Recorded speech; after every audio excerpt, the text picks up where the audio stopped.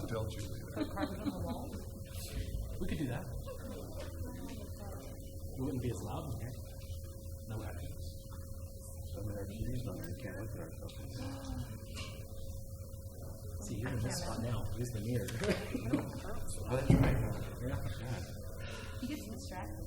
That's, signature shot for the place. Yeah, that could be. That's the spot. Sure make you from the crowd. Wow, I just don't think I have anything to talk about this one. What? I know, I'm trying to find something, but. It's okay. We have two people from the public who want to comment. So Two?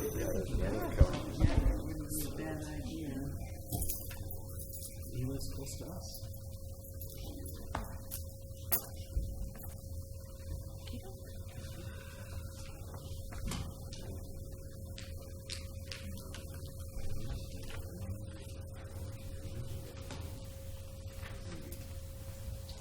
Oh, wait. I guess it helps get on the right page.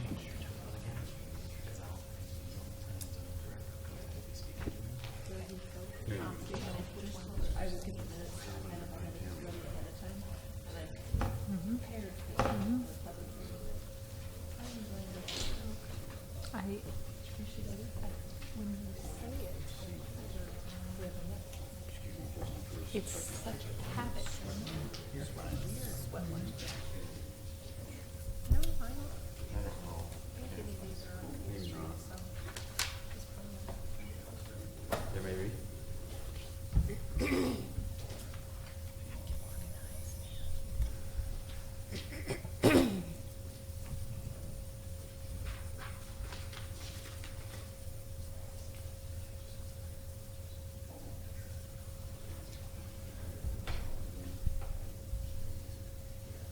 There we go. Good morning. I would like to call to order this meeting of the Fremont County Commissioners and invite you to rise with us for an invocation by Todd Luce of the Grandview Christian Church, and please stay standing for the Pledge of Allegiance. Good morning, Council. Let's bow. Gracious Heavenly Father, I come to you today and ask a blessing upon this meeting, that the decisions that they make and the items that they have to discuss would be in your honor, Lord, and bring glory to you, as well as prosperity to our county, and the decisions that be made be fair and reasonable and understanding of all that you do, Lord. We give you the praise and the glory in Jesus' name. Amen. I pledge allegiance to the flag of the United States of America and to the republic for which it stands, one nation under God, indivisible, with liberty and justice for all. Thank you, Todd. Go Chiefs.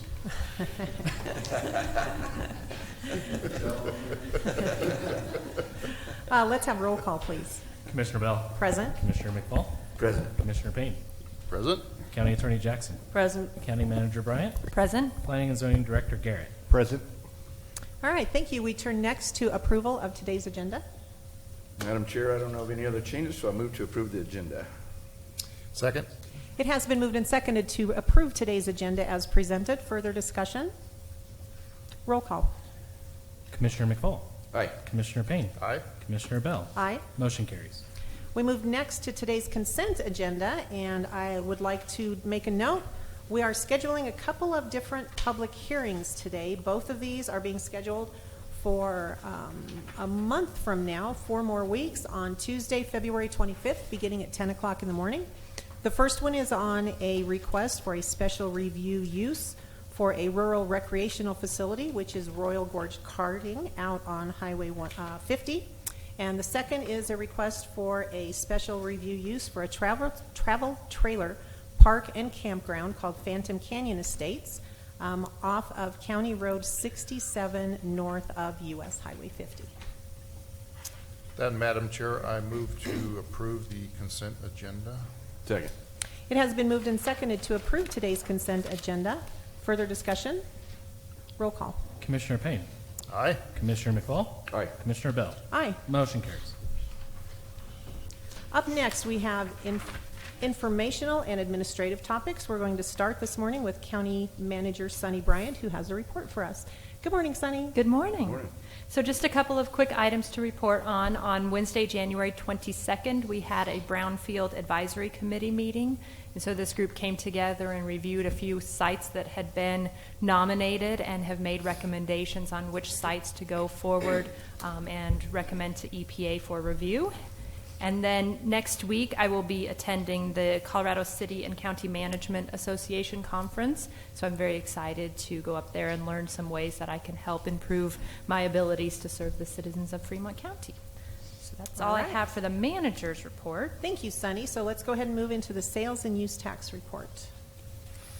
Okay, and for the retail sales tax collections through November of 2019, so in November, we collected $552,053, which is up $178,462 from November of last year.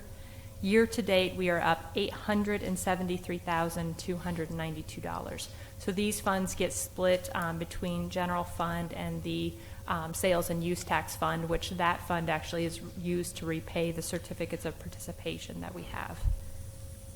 The auto use tax collections in the month of December came in at $86,427. Year to date, we were down $50,180. However, we knew that last year was one of those record years, and so we budgeted accordingly. So we were up $31,448 in comparison to budget. The construction use tax through the month of November came in at $9,946, which is down, and year to date we are up $84,460.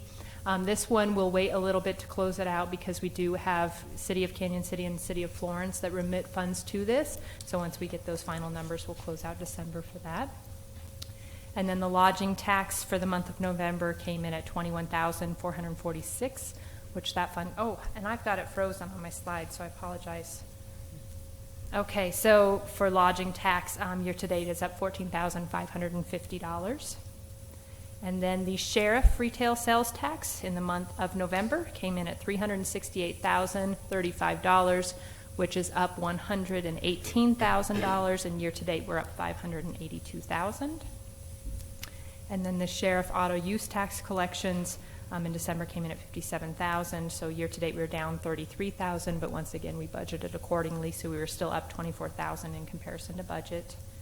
And then the sheriff construction use tax came in at $6,663 for November. Year to date we are up $56,402, so everything is still looking very good. The numbers are still coming in substantially higher this year for sales tax than they were in the prior years. Thank you, Sunny. We certainly do appreciate the fact that we have all of these budget conversations every year starting in about August, and even though we knew things were looking good for this year, I think we still budgeted relatively conservatively. So Yes. Good job.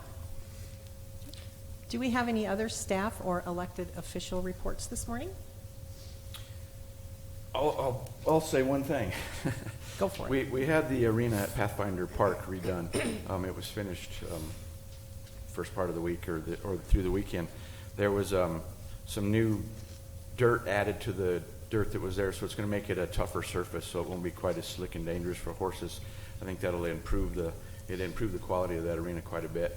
So it is going to be back open Thursday for open riding. Today, yes. Today. So it's open again for open riding. We appreciate everybody's patience. It took us a couple weeks to get that done, but it's going to be a good improvement in the long run. That's all I got. Thank you. Last Thursday and Friday, I spent 2 days in Denver with the Colorado Counties Incorporated. They're our lobbying group that for Colorado counties, that 64 counties are belong to. And I sat through 9 steering committees looking at proposed bills for this year's legislature. In 9 steering committees, we looked at 50-some bills and discussed them. I'm the chairman of the Land Use and Natural Resources Committee of the CCI, and my committee, we looked at 10 bills. ranging from regulating electric fences to oil and gas regulations to outright banning plastic bags in the state of Colorado. We opposed 5 bills, we supported 4, and we're going to monitor 1. And so that was very time-consuming, but it's very important stuff, and I think it's important that citizens know that this type of thing is going on for us to either oppose or support bills that are coming through. And the one thing that I got out of the 2 days up there, all 64 counties, and whether they were Republican or Democrat or unaffiliated, the one thing we could all agree on is we're not going to support unfunded mandates handed down by the state legislature. That's one thing that we all stood fast on. We will oppose any bill that has unfunded mandates on counties. And that was one thing that was underlying that we were pretty strong on. So that was a good thing to go by. So anyway, that was my 2 days in Denver. All right, thank you for that. Okay, I have nothing further this morning, so we move next to citizens who wish to address the commissioners on a matter not scheduled on today's agenda. We're going to begin with Mary Chamberlain, who wants to give us an update on a tourism summit coming to Canyon City and Fremont County. Good morning, Mary. Hi, Mary. Good morning. Distinguished citizens and leaders of our county. I reported a couple years about the SOCO Tourism Summit, which is, let me just refresh your memories, it is 11 counties that this represents, although we do pull in from Teller, but it's the southeast region, which is called Canyons and Plains, and it's all those counties down there from La Junta down to the Springfield area. Again, that's Canyons and Plains, and then our area, which is Southern Rockies, Crossroads of Cultures, which is from Fremont all the way down to Trinidad. And this is our 4th tourism conference, and what we decided, 5 years ago when we started meeting, that we would alternate between the 2 regional rural tourism areas. And this year it came back over to our side, and we had a vote at the FEDC last year that we wanted it here. So it's been really exciting. I do have a card for you that I can give out. It will happen April 8th through the 10th, and we have a really, really full itinerary. Since this is regional tourism, we are going up to Custer County to begin with on April 8th for our opening ceremony, our opening reception, and we're going to go see their dark skies and go see their Smoky Jack observatory. The next day, on the Thursday, which is our big day, April 9th, it is jam-packed with Fremont County things. This is done on a luxury line bus, a Gray Line coach, and it has access to have Wi-Fi and also the big screens so people can do PowerPoints. It's kind of like a familiarity. I said it this time, Carrie. I visited with her yesterday, could not say that word. So it's kind of like a fam tour, but on steroids. There's a lot of education that goes on with it. It's really more than tourism. It's economic development as well, which does go hand in hand. Just a few highlights of what we're going to do in Fremont County. We're going to go over to Florence the first morning, and we're going to go through the Emergent Campus. We're going to also then, we're going to divide the group into 2 groups. One will do the Emergent Campus, the other will do a walking tour with Wade Broadhead and Marty Lamb from the museum. Then they'll flip. We'll have lunch at the Florence Brewing Company, and it'll be a taste of Florence. The restaurants will be bringing food in. Then in the afternoon, we will come back over to Canyon. I should say on the way over, Stacy Klein from the museum is going to give a little bit of history of the prisons, as well as tell some kind of interesting stories, because the theme is think outside. So it's think outside, recreational, but also think outside the box. Should have said that first. And so everything that is revolves around that thinking, that creative thought process. And so you see that definitely in Florence, what's happening, has happened with the antique stores as well as the Emergent Campus. When we come back here, we're going to have we're again going to divide the group into 2 groups. We'll have a session here at the County Administration Building Brian Jordan, who is a big sponsor of ours from VistaWorks, will be doing a session upstairs. And then the other group will be going on a Jeep tour and trolley tour going up Skyline and through the town. Then we're going to flip those people and then go up to the dinosaur experience, which again is think outside, taking what we know about Fremont County and thinking what could we do with that. Then we'll end at the Royal Gorge Bridge for just, they'll have some time on their own, and then we'll have dinner up there. Royal Gorge Bridge and Park is a big sponsor. They're doing a lot of, the dinner cost and everything like that. Then the next morning is going to be so exciting. We're going to, typically our Friday mornings have been very slow and just no energy, so we're going to do a sack breakfast. So it's going to be a bag with like a breakfast burrito and stuff, and we're going to meet with Ashley Sack from FAR, and then she'll talk about FAR. Then we'll go on a little tiny walk, probably down the river walk, and then that'll be at 8 in the morning, and then the participants will be invited to go over to the prison museum for free. So it's going to be a busy time. People will be exhausted, but they will definitely see what we have in Fremont County and what, what places are doing that, have thought outside the box.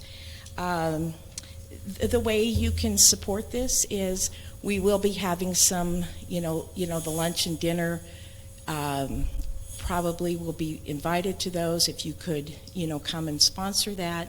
I have applied for a FCTC, tourism grant. I'll find out next week if I get it, and it's kind of off, but it's the sack breakfast because I want to do a really nice padded lunch bag with the logos of SOCO on there as well as Royal Gorge Region. So we'll see where that goes. So, but we have Colorado Tourism Office sponsors this every year. They've been very good about doing that, and just so many places are stepping up. Absolutely. So I also belong to FEDC and was involved in those conversations when we decided that, yes, this is something we want to sponsor. We have so many things here in Fremont County that we're incredibly proud of, and we just would like to be able to share those with people. And so the familiarization tour, I think, is a wonderful way to do that, to let others throughout Colorado know what we do have available here. So the other thing I just want to say, Mary, is this can't happen without people like you. And when you stand there and you talk about all the places you're going, the meals that you're eating, the things that folks are doing for you, I can't even begin to imagine the amount of work that you've put into doing this. And I just would like to say thank you because it has to just be an incredible amount of work. So thanks for coming in this morning and letting us know. Well, thank you. Can I give you one Yes, of the cards? please. And check out the website. Brian Jordan is doing our website and saved us. And yeah, and so and we continue to update the itinerary. It's pretty set, so really good speakers. Lenore Bates from the Byways is coming when we go up to Wetmore, so got some big speakers. So. All right. Thank you, Mary. I can hand them down. We can pass them down. You can pass them down. Okay, we have another request from Gordon Glab to speak to us this morning. So, Gordon, why don't you come on up?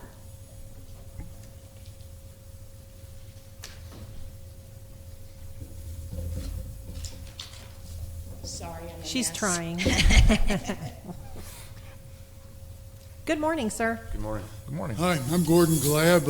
I'm here on behalf of my neighbors and myself to request a proper repaving of Ute Street. I've lived on that street for 10 years now, and it's only had gravel and tar, and it's probably one of the highest concentrations of traffic that's south of Main Street because it's the only thoroughfare between Main and Lincoln Park. So what happens is when the gravel gets worn down because of the heavy traffic, it turns into dust, and is dust during dry times, which is always. You can see the traffic as it goes down our street, and the dust just rises into the air, and it becomes sort of a health hazard not to mention the potential for all the dust getting into your windows and in the house during the summertime. So I think that a proper either asphalt or concrete or whatever it would take to control that dust would sure be a help to my neighbors and myself. And it's only between Rhodes Avenue and Reynolds Avenue, which is a one-block section. Ute Street has been paved from Rhodes to the east all the way to Grandview, and Rhodes has been repaved all the way from Ute down to Main Street. We're the only one block in the whole area that hasn't been paved properly with asphalt or concrete. And my neighbors and I would sure appreciate it, and that's my request. Okay, thank you so much for being here Thank this you for your morning. time. All right. Do we have anyone else from the public who would like to come up and address the commissioners at this time? All right, seeing none, we will move to old business for consideration. We have a couple of sets of minutes that we need to discuss this morning. We had asked, as explained at our last meeting, we had asked our county clerk to kind of change the way that they had started doing minutes, and so they very kindly have gone back and revised the minutes that we asked them to, and did a different set for us from our last meeting. So our first item for consideration is approval of minutes from December 24th of 2019. Commissioners, your wishes? Madam Chair, after reading those minutes, I appreciate what you guys did. It's much better and much easier for us to use in the future. I move to approve minutes from December 24th, 2019. Second. It has been moved and seconded to approve the minutes from December 24th of 2019. I just would also throw in there that I think these minutes will read much better into the future. It includes a lot more detail and reasoning and logic as to why we chose to do some of the things that we did. So I also would like to say thank you to Mr. Grantham and to your office for helping us with this and taking care of it. So roll call, please. Commissioner McFall. Aye. Commissioner Payne. Aye. Commissioner Bell. Aye. Motion carries. And up next is approval of minutes from our last meeting, which is January 14th of 2020. Madam Chair, I move to approve the minutes of January 14th, 2020. 2020. Second. It has been moved and seconded to approve the minutes of January 14th, 2020. Further discussion? Roll call. Commissioner Payne. Aye. Commissioner McFall. Aye. Commissioner Bell. Aye. Motion carries. Thank you. We turn next to new business. Our first agenda item is always something that we really enjoy doing. We have our Fremont County Sheriff, Alan Cooper, with us this morning. He would like to come up and recognize and present a couple of awards to some of his deputies. Good morning, Sheriff. Good morning, Sheriff. Good morning. Thanks for being here this morning. It's entirely my pleasure. Law enforcement's at best a challenging and taxing profession for those that are engaged in it. Most of the time we get to view people at their worst. Sometimes we get to view them at their best, and occasionally we get to do something special. And it's my pleasure today to award a couple of letters of recommendation and commendation to two of my deputies. The first one is for Deputy Colton Miller. And I don't think it comes as any surprise that Fremont County is one of those counties, along with several others in the state of Colorado and the nation, that is in the middle of an opioid crisis. And we issue Narcan to our patrol deputies and to our detention deputies in case they encounter someone with an overdose. And that happened to Deputy Miller and one other deputy in December of 2018. And one of my jobs to administer the Narcan program is to do the reporting to the Colorado Department of Health and Environment. And they reviewed those reports, and I'm proud to present a certificate of recognition to Deputy Colton Miller for his acts in the saving of a human life.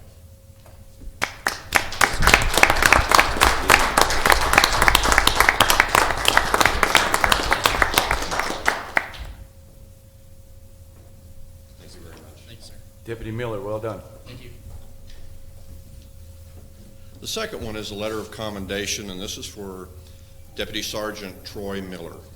Earlier this year, I had the distinct pleasure of working with my first wildland fire, the Decker Fire. And that was a challenge in a number of areas for me. One is my first wildfire, first large one. And I leaned on the knowledge and ability of staff quite heavily in navigating this little natural disaster. One of the things that I was able to do early on was actually open the Cotopaxi substation. Sergeant Miller Deputy Johnson. Deputy Johnson, getting tongue-tied here. Deputy Sergeant Johnston supervises that patrol division. I would expect everybody to do the job that they're paid to do in a crisis like that, but Sergeant Johnson went above and beyond to the point where he was my direct liaison with a lot of people up on County Road 49. Dealing with some of those individuals was a little bit on the challenging side, and Deputy Miller stepped up to the plate. Deputy Johnston. It's not often that we see you tongue-tied, Sheriff. Got his name right here. I'll just call him Troy. Troy stepped up to the plate and acted as a liaison, my direct liaison with those folks, to the point where I received 3 letters from people that live not only up on County Road 49, but the surrounding area, wanting him recognized for his role in dealing with them and their personal problems in that natural disaster. And so I have a letter of commendation for Deputy Sergeant Troy Johnston.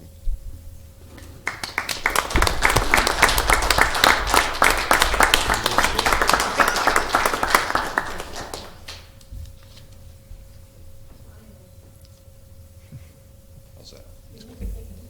Sir, Troy, thank you very much. Thank you, Troy. Very much. Next time I'll put their name in bigger print.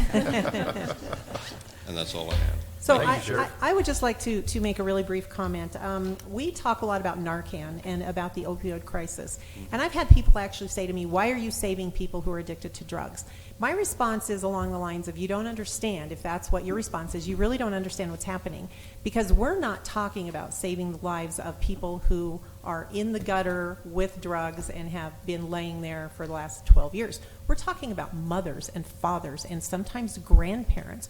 We're talking about people who are sometimes pillars of our community who are hooked on opioids through no fault of their own. And so I just want to kind of let people know and hopefully understand, do a little bit of investigation on your own if that's what your perception of this opioid crisis is, because it affects real people, it affects real lives, and I would be willing to bet it affects someone that every single one of us knows. That's absolutely correct. Yes, so I would just like to say thank you again to both of you for being here this morning, and Sheriff, thank you so much for being here and recognizing your staff who so richly deserve it. Thank you. Thank you. Sheriff. We have with us this morning John Grayson, an IT technician who has been working very diligently on the Fremont County Unmanned Aerial System Policy, which actually has to do with drones. So good morning, John. Would you come on up and tell us what we're looking at this morning? All right, so recently the county has started using these small unmanned aircraft systems, again colloquially known as drones, but that's the technical term. We now have certified pilots who have passed the FAA certification tests in order to use these drones for commercial purposes or for public purposes. And we are going to be using these aircraft for county projects where they would be appropriate and helpful. So we've drafted this policy to make sure that anything that we do with them is both compliant with all FAA rules regarding the use of these aircraft, and also just that generally we'll be using them safely and securely. All right, good deal. Anything else to add? I don't have any other details to add right now. No. Gentlemen, any questions? No, John, tell us a little bit about the FAA training that you guys had to go to become certified pilots for these. It was pretty intense, from what I understand. It's basically ground school, like a pilot would take. Yes, pretty much. So the training itself was not done by the FAA. It was done by an instructor. By an instructor. The only part that's actually administered by the FAA is the test itself.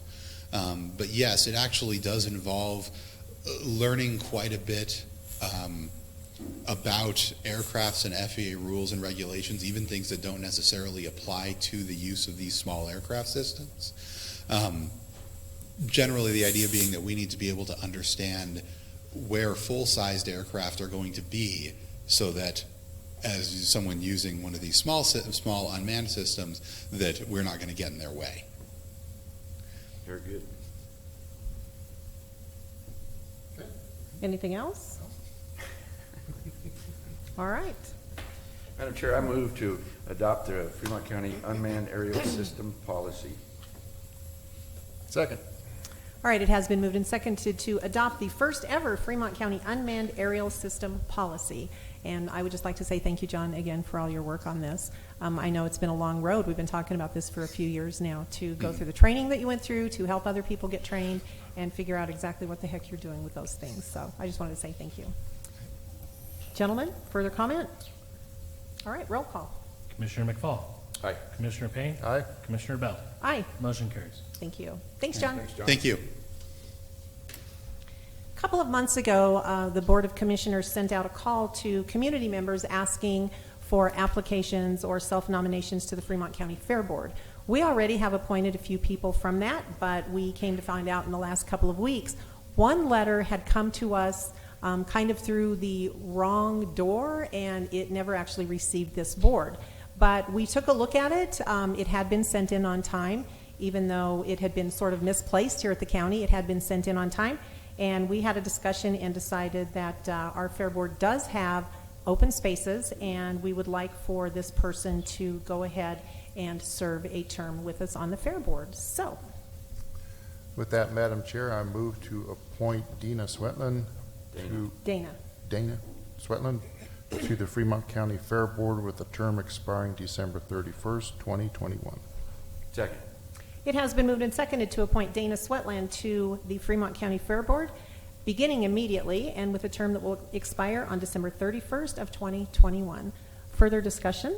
Yeah, I just want to thank her as well as the others that stepped up to their interest in the Fair Board. I think new additions to the Fair Board, we do have a fairly large board, but I think it'll change the direction of the fair and hopefully make it positive and better all the way through. So appreciate everybody that put their name in.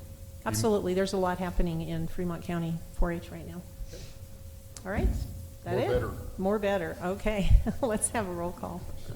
Commissioner Payne. Aye. Commissioner McFall. Aye. Commissioner Bell. Aye. Motion carries. All right. And with that, it has reached 10 a.m. We do have a public hearing scheduled for this morning. So we're going to turn to public hearings. This one is a request for amendments to the Fremont County zoning resolutions, section 4.11 and 5.6. This has to do with travel trailer parks and campgrounds. So let's open this public hearing. And I'm going to turn to staff member Sean Garrett as Director of Planning and Zoning for discussion. Okay, so what the department is proposing is recommendation eliminating travel trailer park and campground as a zone district and converting it to a special review use in the following zone districts. Those would be agricultural forestry, agricultural farming and ranching, agricultural living, agricultural rural business, and rural highway business. All currently properties currently zoned TTP and CG would remain under that zoning.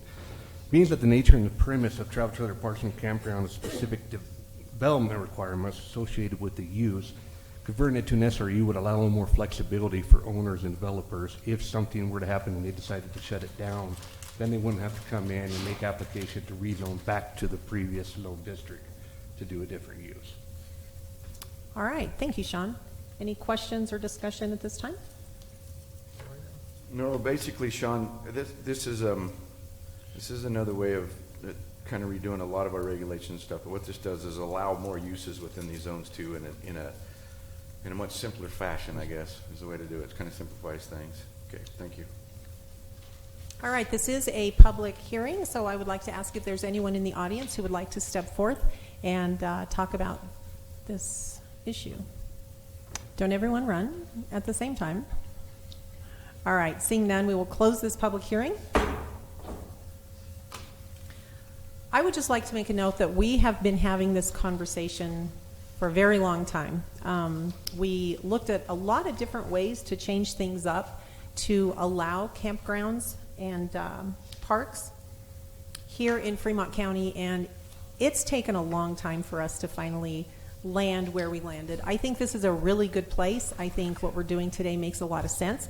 I know it's happening in other counties around Fremont County.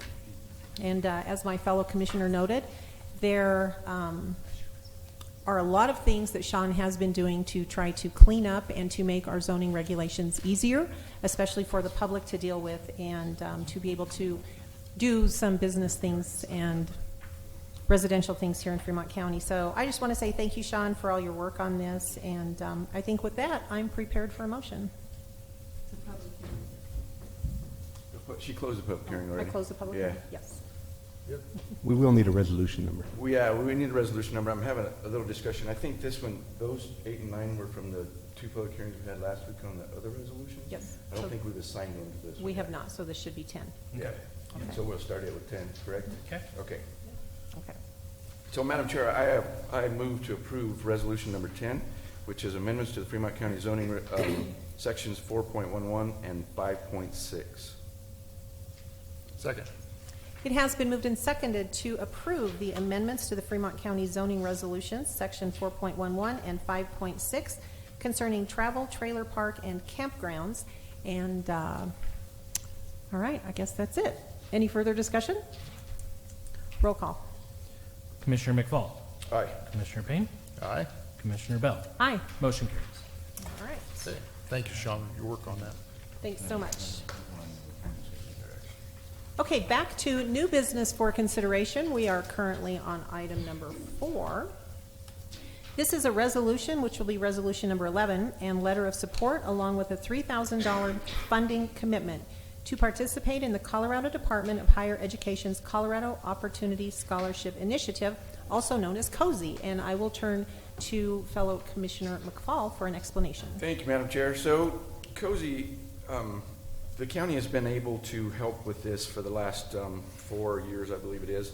What it is money that comes from the state for kids in our area that apply for these scholarships based on their FAFSA score, I guess is what Financial need. EFC, yeah, their financials.